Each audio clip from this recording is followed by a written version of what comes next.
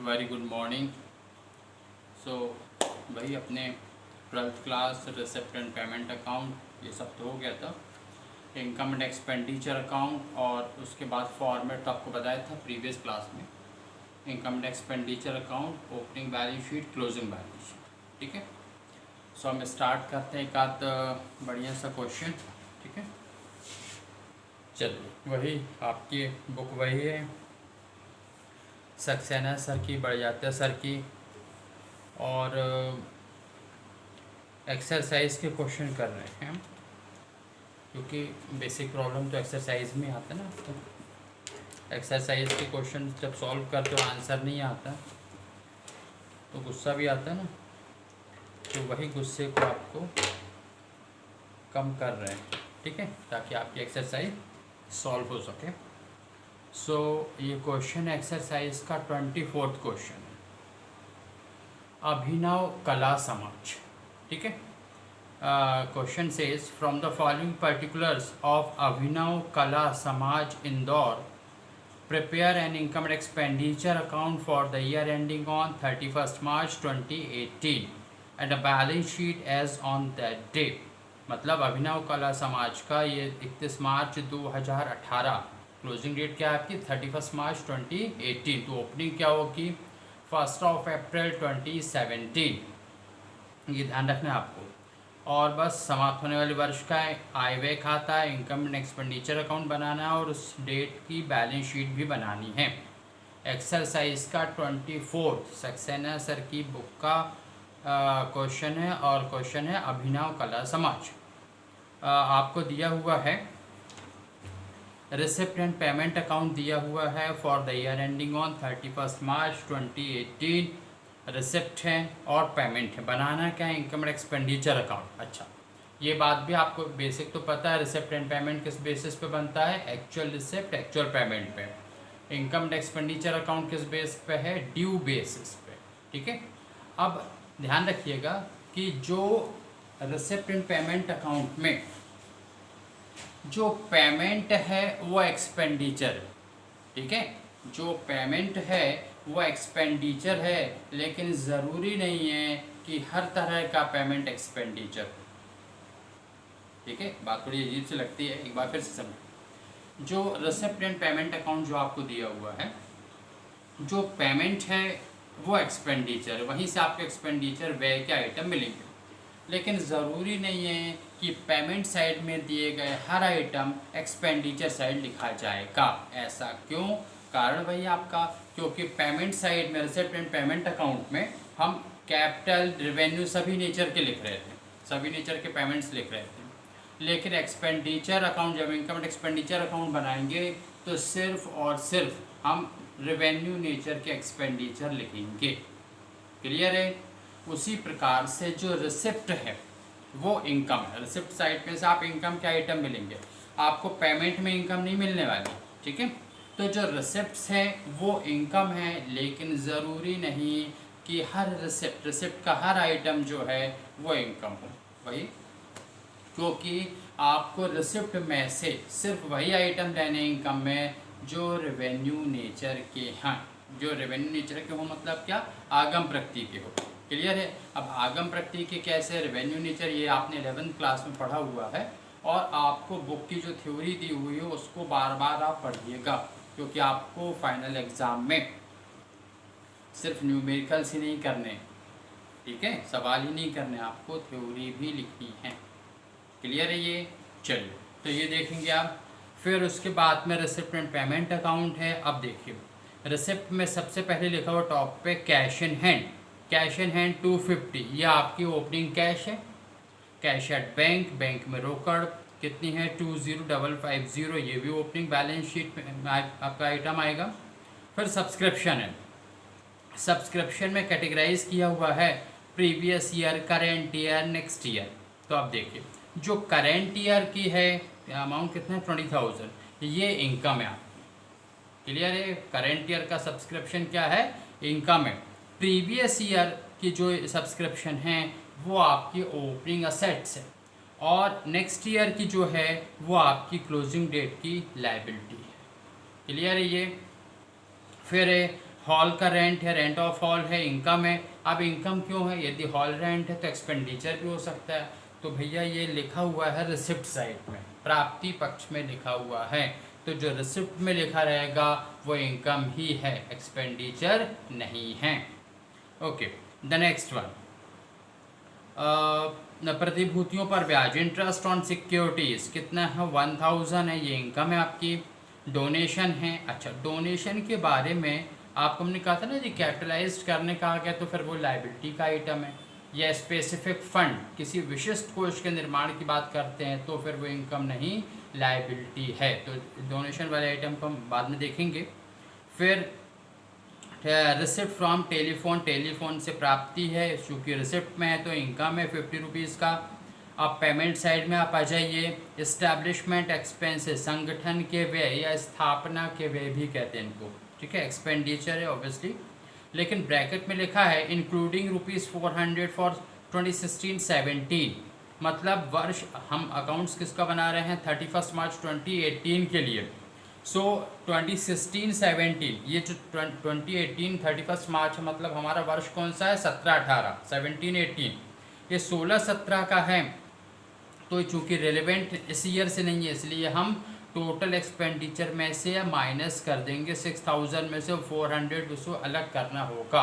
तो net expenditure side कितना जाएगा? 5600। और फिर ओपनिंग, ये 400 आपकी ओपनिंग लाइबिलिटी भी है क्योंकि बिकॉज ऑफ आउटस्टैंडिंग एक्सपेंसेस, ठीक है। देखिए आउटस्टैंडिंग कैसे हुए, वो आपके पेमेंट साइड में दिए हुए हैं, मतलब पेमेंट किया गया 17-18 में और थे कब के? वो 16-17 के। तो 17-18 में किए गए, मतलब क्या थे? 16-17 में आउटस्टैंडिंग थे, 17-18 की डेट पे ये मतलब 17-18 में ओपनिंग लाइबिलिटी का आइटम। क्लियर है? थोड़ा सा दिमाग दौड़ाना भी है। फिर उसके बाद में टेलीफोन एक्सपेंसेस है, बिजली व इलेक्ट्रिसिटी एक्सपेंसेस है, स्टाम्प एंड स्टेशनरी एक्सपेंसेस है, ट्रैवलिंग एक्सपेंसेस है, मीटिंग एक्सपेंसेस है, क्योंकि एक तो पेमेंट साइड में भी दिए हुए हैं। रेंट है, पेमेंट साइड दिए, एक्सपेंसेस है 5400 का। लाइब्रेरी की 3000 है, थोड़ा अमाउंट बड़ा सा लगता है, तो ये आपकी चूँकि ड्यूरिंग द ईयर की परचेजिंग है, so it may be assets, ये नीचे इन्फॉर्मेशन में दिया होगा तब हम और क्लियर कर पाएंगे इसको। फिर donation to national defence fund, national defence fund में एक्सपेंसेस है, आपने ड्यूरिंग द ईयर पेमेंट किया। कैश इन हैंड असेट्स है, कैश एट बैंक असेट्स है, ठीक है।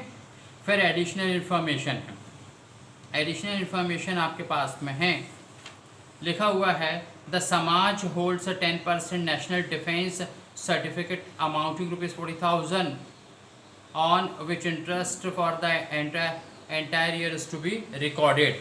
तो 40,000 रुपये के क्या है इनके पास में? नेशनल डिफेंस सर्टिफिकेट्स हैं, और उसका रेट ऑफ इंटरेस्ट कितना उस पर? 10% है। तो आप वही 40,000 का 10%, 4,000 टोटल इंटरेस्ट आ गया ड्यूरिंग द ईयर का। अब आप देखिए जरा क्वेश्चन में, ये इंटरेस्ट हमें मिलना है प्रतिभूतियों पर ब्याज, आपको देखो रिसिप्ट साइड में लिखा है 1000, सो इट मीन्स कि 3000 क्या है? अक्रूड है, तो ये हम प्लस करेंगे, इनकम में लिखेंगे, हाँ, और वहाँ बैलेंस शीट में असेट्स में भी जाएगा जो क्लोजिंग वाली रहेगी। फिर उसके बाद में नेक्स्ट इन्फॉर्मेशन है the library account stood at ₹20,000 on 1 अप्रैल 2017। 1 अप्रैल 2017 को 20,000 रुपये के लाइब्रेरी अकाउंट में थे।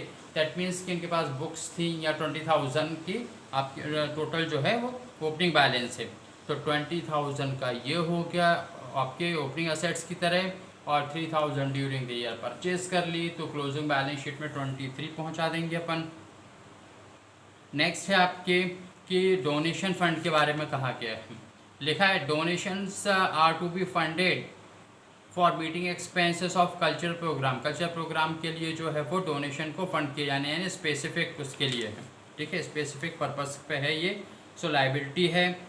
फिर नेक्स्ट है the outstanding liabilities are rent ₹300, printers bill ₹150, 150 रुपये के जो हैं मुद्रक का बिल, और किराए के 300 रुपये देना बाकी हैं। तो देना बाकी हैं दैट मीन्स आउटस्टैंडिंग है, आउटस्टैंडिंग है तो लाइबिलिटी का आइटम है। चलिए बस फिर उसके बाद में ये क्वेश्चन है, अब आपको इसे सॉल्व करना है। चलिए करते हैं अपन सॉल्व ये। ठीक है, ये बड़ा क्वेश्चन है आपका, जो लास्ट में सेक्शन रहता है ना क्वेश्चन पेपर में, उसमें आता है। और फिर बड़ा क्वेश्चन हो या छोटा क्वेश्चन बनना आपसे चाहिए। ठीक है, अब देखें, वैसे तो अभी हम बता रहे हैं तो अभी तो बनेगा आपसे, और यदि कहीं गलती होती है तो अपन उसको रब कर लेंगे, फिर से देख लेंगे। चलिए यहाँ पे टॉप पे आपको क्या लिखना है, अभिनव समाज, अभिनव कला समाज है। अभिनव का मतलब क्या, कुछ नया है ना, अभिनव कहते हैं ना, अभिनव प्रयोग कीजिए, तो ये वही इनोवेशन। हाँ, अभिनव कला समाज, ये आ गया, ये नीचे सब। फिर उसके ये क्लब का नाम हो गया। बना क्या रहे हैं हम, इनकम एंड एक्सपेंडिचर अकाउंट, तो फिर क्या लिखें, इनकम एंड थोड़ा स्टाइलिश लिखिएगा, है ना, लेकिन ऐसा लिखिए कि वैल्यूअर को समझ में भी आ जाए, नहीं तो कोई ज़्यादा स्टाइल में खेल ही खत्म हो जाए।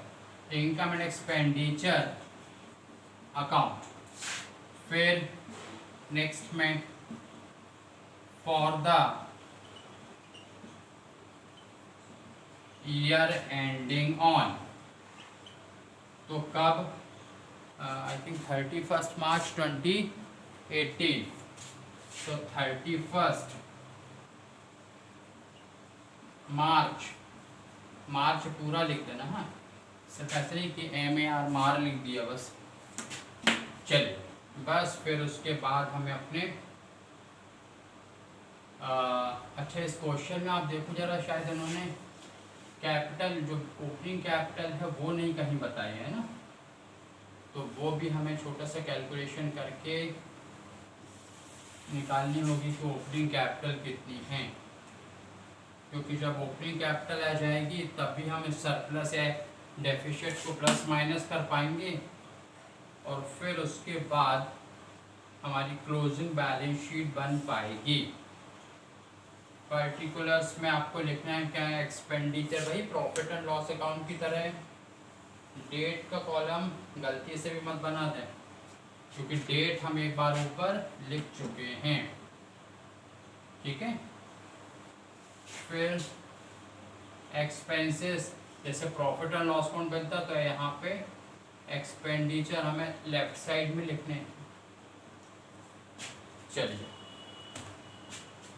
आगे देखें, फिर उसके बाद में थोड़े से डिफरेंट कलर के पेन यूज़ कर देना, लेकिन आपको ब्लू या ब्लैक ही यूज़ करना, रेड और ग्रीन तो बिल्कुल भी नहीं। ये हैं आपके एक्सपेंडिचर्स। ठीक है, ये क्या है, एक्सपेंडिचर्स, ये डेबिट, फिर ये है amount, next one is incomes, फिर अमाउंट। हालांकि इतना भी थोड़ा लिखते हैं, ऐसा लगता है ना, चलो कुछ इतना तो बन ही रहा है। फिर उसके बाद में अब आप देखिए जरा, हाँ पहले हम इधर इस तरफ से आते हैं, एक्सपेंसेस मतलब पेमेंट की तरफ देखना आपको। तो पेमेंट कितना है, इस्टेब्लिशमेंट एक्सपेंसेस है कितना, 6000 का, 400 जो है वो नेक्स्ट ईयर से रिलेवेंट है। अब देखें, हाँ देखें, 2 रेड को बिल्कुल भी नहीं है, क्योंकि ये तो टोटल के समय ज़रूरत पड़ेगी इसकी। देख, ये है 2 establishment expenses, so there we have rupees 6000 और 5400 relevant to the previous year है, so 6000 minus previous year expenses, clear है ये। तो ये 400 अपन ने यहाँ लिख दिए, तो ये 5600 बाहर है जाएगा, क्लियर है ये 5600, क्लियर। फिर उसके बाद में है नेक्स्ट है आपके टेलीफोन चार्जेस हैं, टेलीफोन एक्सपेंसेस, तो 2 टेलीफोन एक्सपेंसेस, दूरभाष के व्यय कितने हैं 540, ये आ गया 540। The next one is to electricity expenses, बिजली के व्यय, इलेक्ट्रिसिटी चार्जेस भी कहते हैं हाँ, 250, ये लिख दिया 250। The next one is stamp and stationery, stamp डाक टिकट, हालांकि एक स्टाम्प वो भी होते हैं जो हम लीगल एक्टिविटीज़ में यूज़ करते हैं। Stamp and stationery, stamp and stationery, so how much it is? These are rupees 600, ठीक है, ये आ गया 600, ये आ गया। फिर क्या है, ट्रैवलिंग एक्सपेंसेस है हाँ। नेक्स्ट क्या है हमारे पास में, ट्रैवलिंग एक्सपेंसेस हैं, तो 2 ट्रैवलिंग एक्सपेंसेस, यात्रा व्यय। तो ये यात्रा कौन कर रहा है, ये वो यात्रा नहीं है जो यूं ही हम घूम रहे हैं, ठीक है, ये वो यात्रा है जो कहीं ना कहीं आपके ऑर्गेनाइजेशन या ऑफिशियल पर्पस के लिए की जाती है, ठीक है। फिर कितना है 150। फिर मीटिंग चार्जेस हैं, तो 2 मीटिंग एक्सपेंसेस हैं, बैठक के व्यय 500 रुपीज़ है, तो ये आ गया 500, ये आ गया, क्लियर है ये। फिर किराया दिया भी है, टू रेंट, इसमें शायद एक कैलकुलेशन भी था आपका, है ना।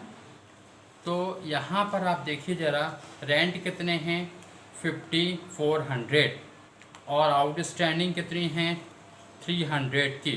चलिए तो ये लिख लीजिए यहाँ पर 5400 प्लस अदर आउटस्टैंडिंग ये 300, और फिर ये हमने बना दिया सर्पाकार कोष्ठक, ठीक है 5700, या नेक्स्ट क्या है, आउटस्टैंडिंग प्रिंटिंग के भी है, नीचे दिए थे है ना। चलिए तो वो भी लिखना, देखिए रेलेवेंट एक्सपेंसेस दिया तो हम ऐड कर देंगे, नहीं दिया तो अलग से लिखना है, लेकिन लिखना एक्सपेंडिचर में, जैसे हम प्रॉफिट एंड लॉस अकाउंट में करते रहे हैं। चलिए तो यहाँ पर लिखिए 2 आउटस्टैंडिंग प्रिंटिंग एक्सपेंसेस, या प्रिंटर एक्सपेंसेस भी कर लो। चलिए कितना है 150 रुपये, 150 है ना, ठीक है। फिर उसके बाद में डोनेशन दे दिया, ठीक है, ये डोनेशन रेवेन्यू नेचर का कहाँ पे है, तो ये है एनडीएफ में दिया है, ठीक, नेशनल डिज़ास्टर फंड हो गई है 5000 रुपीज़। राष्ट्रीय आपदा कोष, जैसे कहते हैं ना डिज़ास्टर मैनेजमेंट में MBA भी होता है आजकल, ये वही डिज़ास्टर, ये 5000 का। फिर आप इनकम तरफ आप आ जाएं, इनकम पे आप देख लीजिए क्या क्या है आपके पास में। तो सब्सक्रिप्शन है सबसे पहले करेंट ईयर का 20,000। चलिए तो ये लिखिए यहाँ पे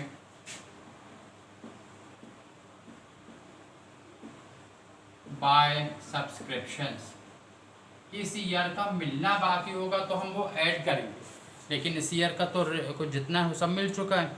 वो नेक्स्ट ईयर वो प्रीवियस ईयर की बात कर रहे हैं, और हम बना रहे हैं क्या करेंट ईयर, मतलब करेंट ईयर का सब्सक्रिप्शन या कोई इनकम जो मिली वो लिखना है, और जो मिलना बाकी थी इस साल की जिसका आप अकाउंट बना रहे हैं। हाँ तो सब्सक्रिप्शन कितना है 20,000, ये लिख लीजिए 20,000 का सब्सक्रिप्शन, चंदे की राशि।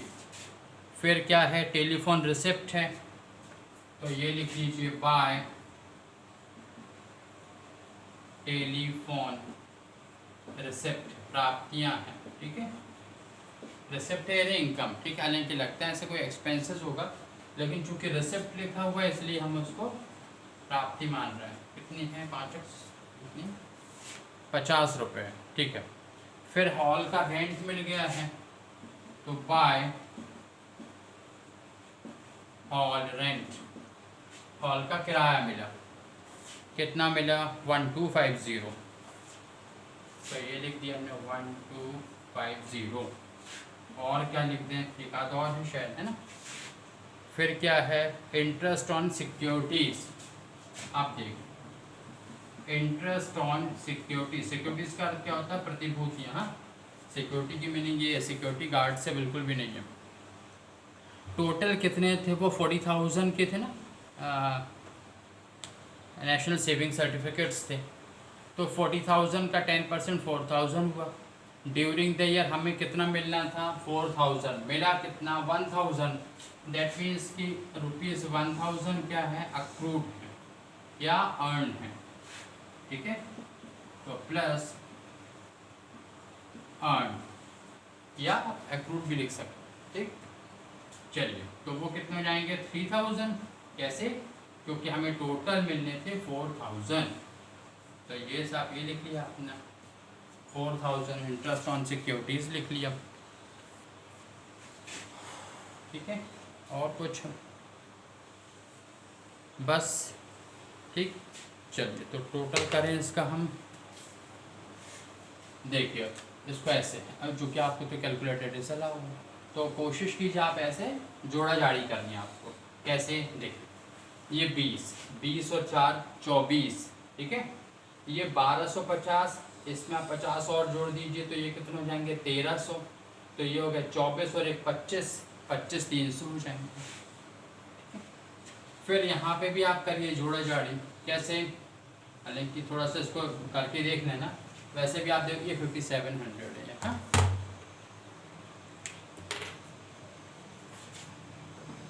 5700। चलिए, तो 5 और 5 10, 10 और 5 15, ये 15,000 तो ऐसे आ गए आपके, ठीक है।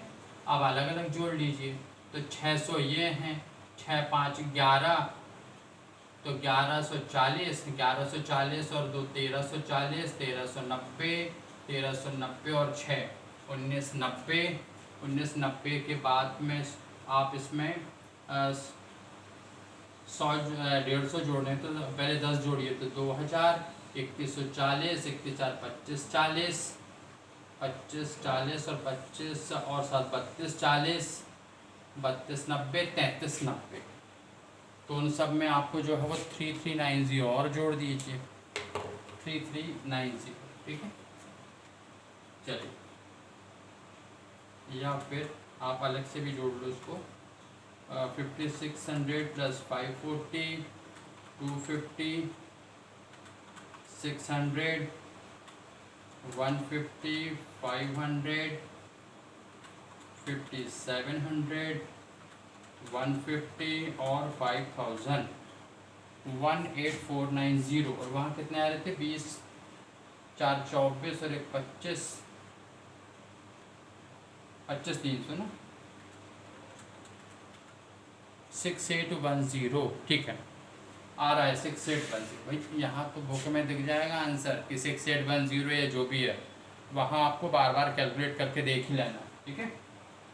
तो ये एक बार फिर से देखिए टोटल कितना आ रहा है, ये 5600, 540, 250, 600, 150, 500, 5700, 150 अगेन, 5000 अगेन, तो 18490 था वो। हाँ, ये कितना है इधर पे, ये तो 18490, और वो कितना था 20 4 24 और 1 25 300, 25300।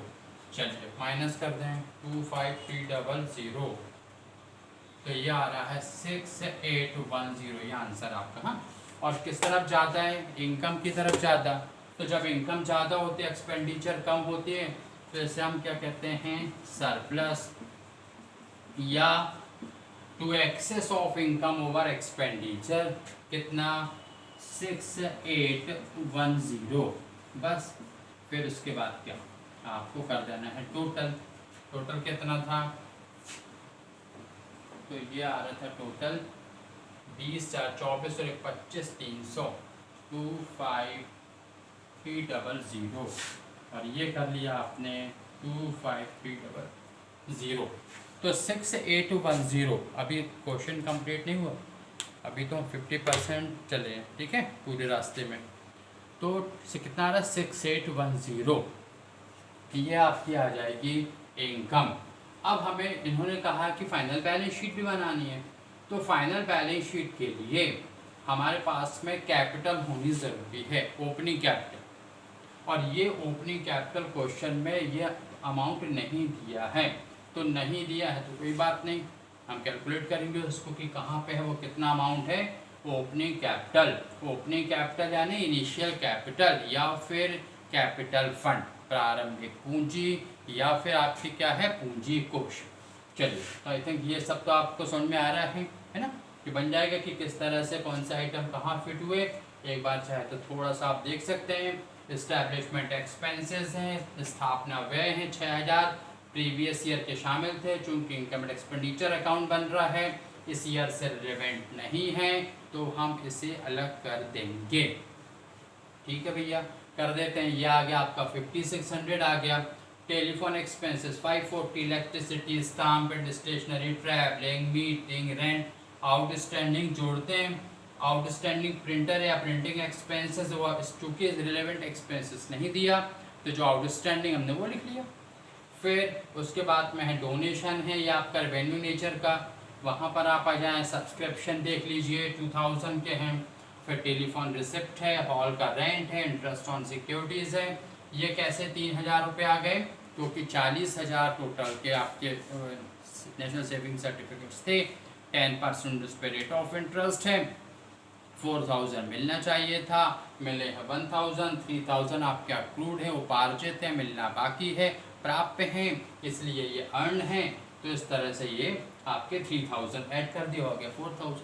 ये शायद आपने 11th क्लास में पढ़ा होगा कि जो पैसा मिलना बाकी है उसे हम क्या कहते हैं, अक्रूड या अर्न या प्राप्य कहते हैं।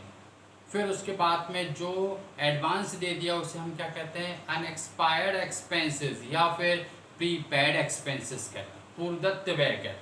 क्लियर। और जो अभी हमको जो है पेमेंट करना बाकी है तो अदत्त है, अनपेड है, आउटस्टैंडिंग, ठीक है।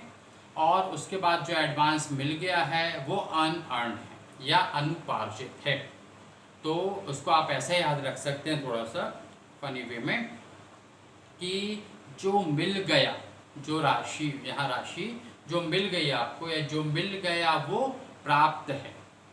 प्राप्त है आधा प्रा आधा पा और ता, जो मिल गया वो प्राप्त है, जो नहीं मिला वो अप्राप्त है। जो अप्राप्त है वो प्राप्य है। ये शब्द आप समझ लीजिए जरा। देखिए, जो मिल गया वो प्राप्त है, तो प्राप्त है मतलब ये जो मिल गया वो प्राप्त है, जो नहीं मिला, जो राशि नहीं मिली वो अप्राप्त है, और जो अप्राप्त है उसे हम क्या लिखते हैं, प्राप्य। इस तरह से क्लियर है ये। तो जो मिल गया वो प्राप्त है, जो नहीं मिला वो अप्राप्त है। जो भुगतान कर दिया वो दत्त है, जो नहीं किया वो अदत्त है।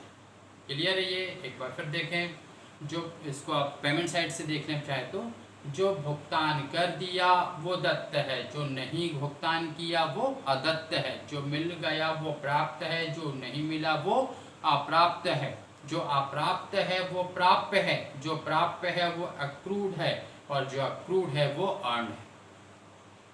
याद रहेगा। एक बार फिर देखिए, जो भुगतान कर दिया वो दत्त है, जो नहीं किया वो अदत्त है। जो मिल गया वो प्राप्त है, जो नहीं मिला वो अप्राप्त है। जो अप्राप्त है वो प्राप्य है, और जो प्राप्य है वो अक्रूड है, जो अक्रूड है वो अर्न है या रिसीवेबल है। क्लियर है ये। चलिए, तो ये हो गए आपके receipt and income expenditure account. अब हमें बनाना है कि कैपिटल कितनी थी, ओपनिंग कैपिटल का कैलकुलेशन करें। चलिए तो फटाफट आपको बनाना क्या है, कैलकुलेशन ऊपर क्या लिखेंगे आप, कैलकुलेशन ऑफ इनिशियल कैपिटल या कैपिटल फंड या ओपनिंग कैपिटल, तीन में से कोई एक ही लिखेंगे, ठीक है, ये नहीं कि तीनों शब्द आप लिख दें।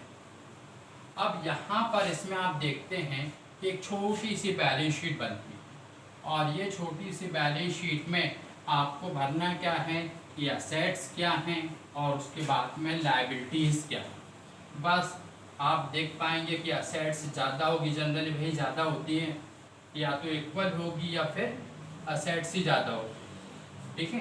तो असेट्स ज़्यादा, आपकी लायबिलिटीज़ कम, तो ये क्या कहलाने लगता है, कैपिटल फंड, ठीक। चलिए तो बना देते हैं आपके लिए balance sheet, opening balance sheet, या फिर आप ऊपर क्या लिख दें, कैलकुलेशन ऑफ कैपिटल फंड या फिर ओपनिंग बैलेंस शीट। आपको सिर्फ ब्लू या ब्लैक पेन यूज़ करना है, ओपनिंग बैलेंस शीट। फिर इसकी डेट क्या रहेगी, ऑब्वियसली जब स्टार्ट हुआ था तो 1 अप्रैल 2017, तो क्या लिखेंगे, एज ऑन 1 अप्रैल 2017। क्लियर है ये। चलिए के दिन, बैलेंस शीट में क्या वर्ड यूज करते हैं, के दिन, 1 अप्रैल 2017 के दिन। फिर ये लायबिलिटीज हैं और ये हैं एसेट्स हैं। इसमें डेबिट क्रेडिट नहीं लिखते और ना ही टू अथवा बाय या से या को शब्द का प्रयोग नहीं करते, ये याद रखना आपको, ठीक है। नहीं तो आप जो है उसमें भी टू और बाय वर्ड लगा रहे हैं, ठीक।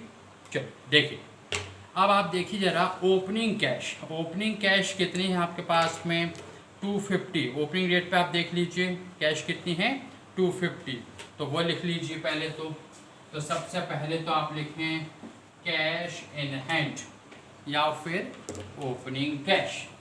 तो कैश इन हैंड या हस्तस्थ रोकड़ कितनी है, 250। नेक्स्ट क्या है, कैश एट बैंक, यदि नहीं भी हो तो भी आप लिख ही देना उसको, नहीं है तो कैश एट बैंक नील कर दीजिए, ठीक है।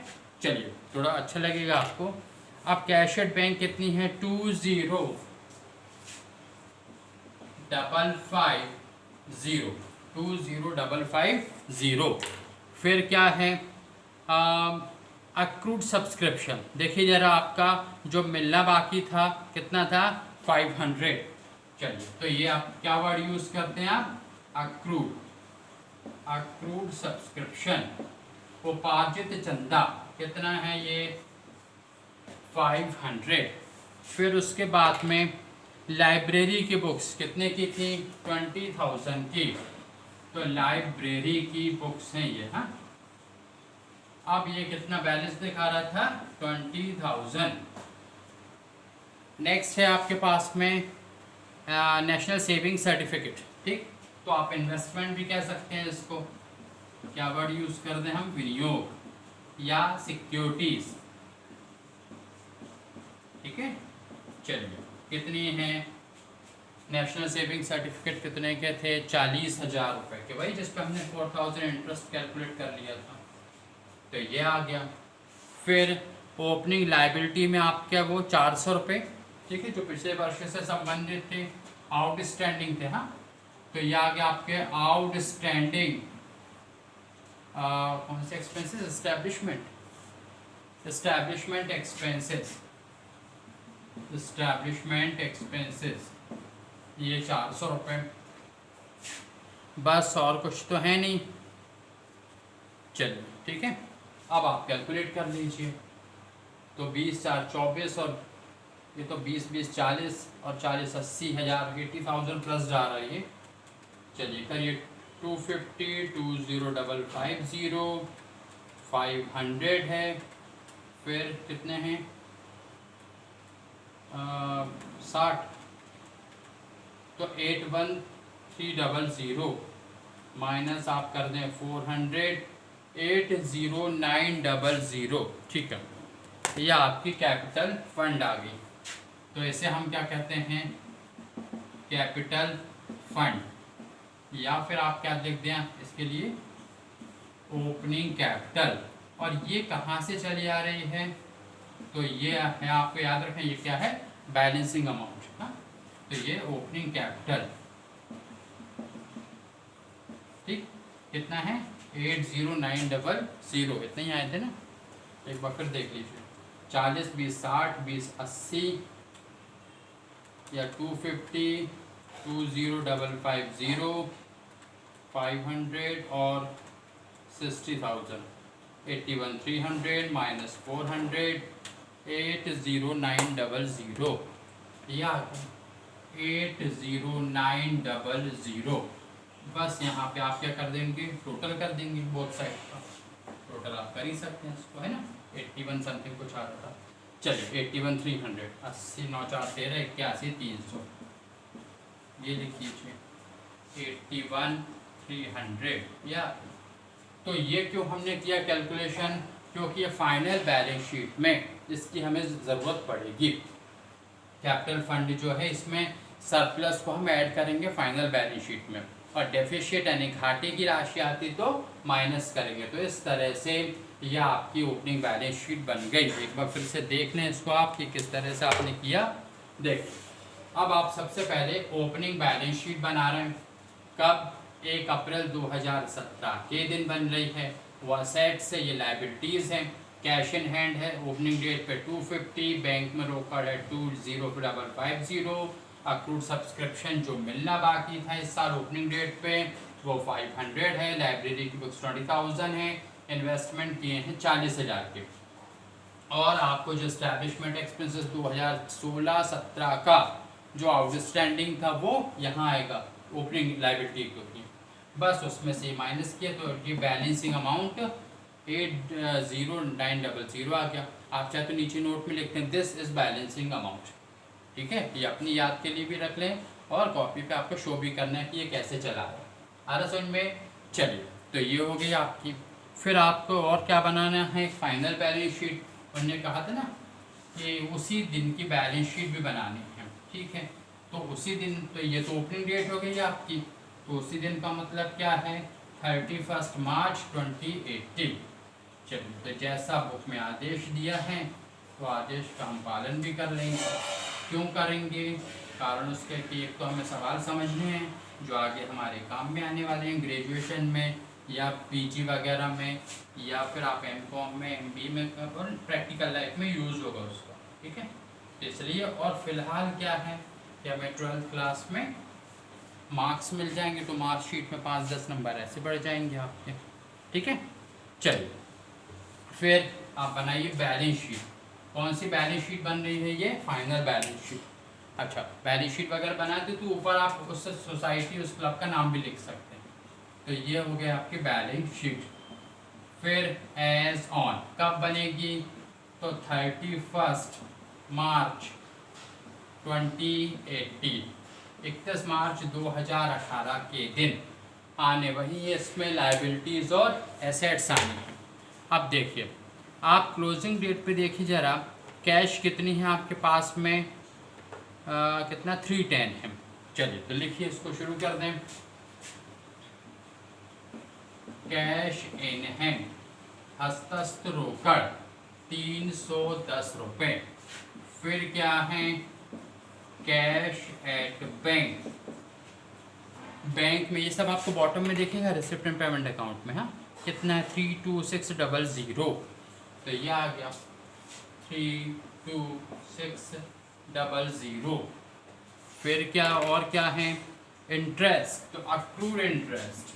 बैलेंस शीट जनरली किस फॉर्म में, लिक्विडिटी फॉर्म में बनाई जाती है ना, तरलता के क्रम में। तो पहले हम क्या, तरल संपत्ति, तरल तो समझते हैं ना 11th में पढ़ा आपने, तरल यानी एकदम पानी की तरह नहीं, ये तरल मतलब ऐसी असेट्स जिसको जितनी जल्दी कैश में कन्वर्ट किया जा सकता है वो उतनी लिक्विड कहलाती है ना। चलिए तो ये अक्रूड इंटरेस्ट कितना है, वो आपने वो 4000 में से 1000 मिले थे, 3000 मिलना बाकी थे, तो ये वो 3000 लिखेंगे, टोटल 4 नहीं, हाँ। फिर और क्या है हमारे पास में, लाइब्रेरी की बुक्स थी, यस, लाइब्रेरी की बुक्स देखिए। अब लाइब्रेरी के पास आपके पास में पहले से थी 20,000 की और 3,000 रुपये की आपने और खरीद ली ड्यूरिंग द ईयर, पेमेंट में लिखा था। तो ये आ गया आपके पास 23,000 रुपये की लाइब्रेरी बुक्स हो गई।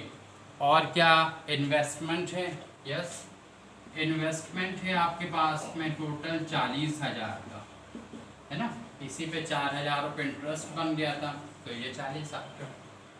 फिर और देख लीजिए आप सेट्स में तो अब कुछ नहीं आ रहा। फिर देखिए लाइबिलिटी साइड के आइटम, हाँ, अनअर्ड सब्सक्रिप्शन कितना है? 750।